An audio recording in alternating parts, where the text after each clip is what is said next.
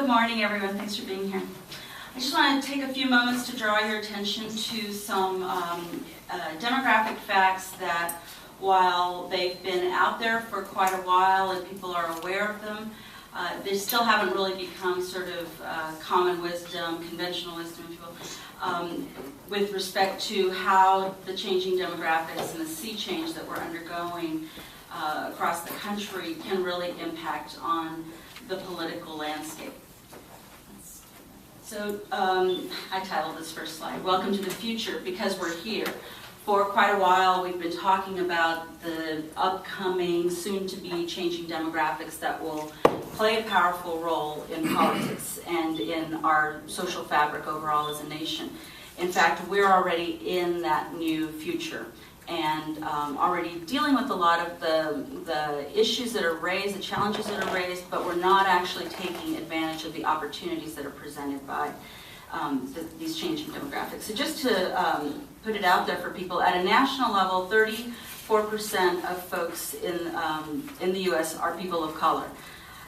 The white population in the U.S. is about 66, mid-60s, and when you look at how many of those people consistently vote Democratic and have voted even for some of our candidates that we put up at the national stage, such as our current president, you can even perhaps push that a little further and say that for a sliver, at least, of the people who vote consistently for the Democratic candidates, some of them are actually true progressives, that we would call true progressives.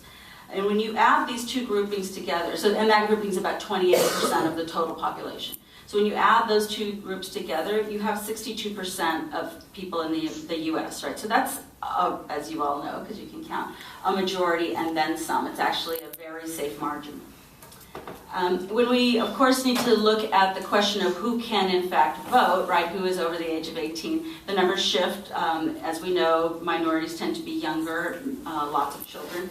But it remains the fact that we can still build across the country at a national level a new American majority that could win at a national level.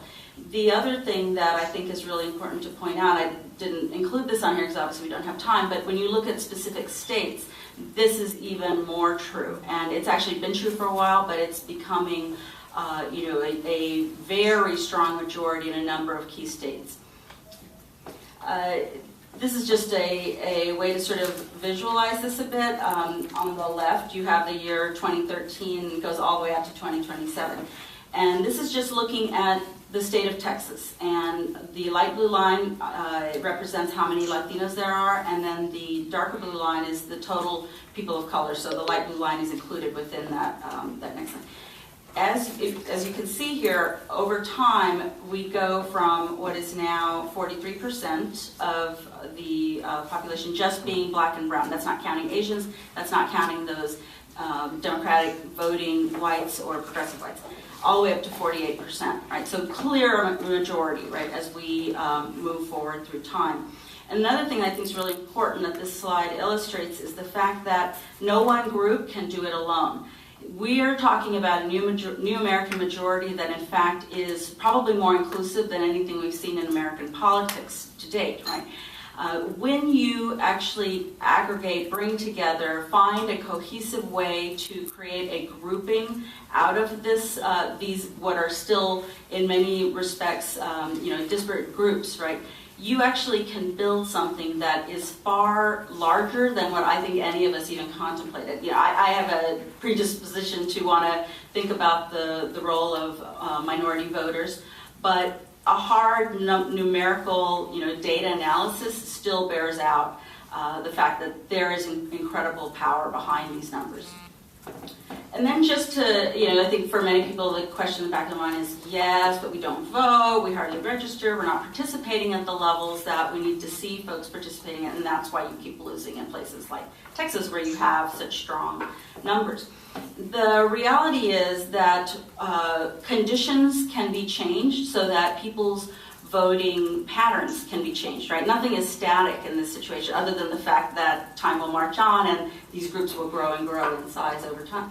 When you compare California to Texas and the percentage of people who in fact vote of those who are registered, you can see that 65% of whites in Texas vote, 68% of Latinos in California vote. Right, so that I think says a lot about the potential that exists out there that is just not tapped into yet. So I have tons more information, lots of material, love to share that with people, but I'm going to go ahead and turn it over to Maria Chavez.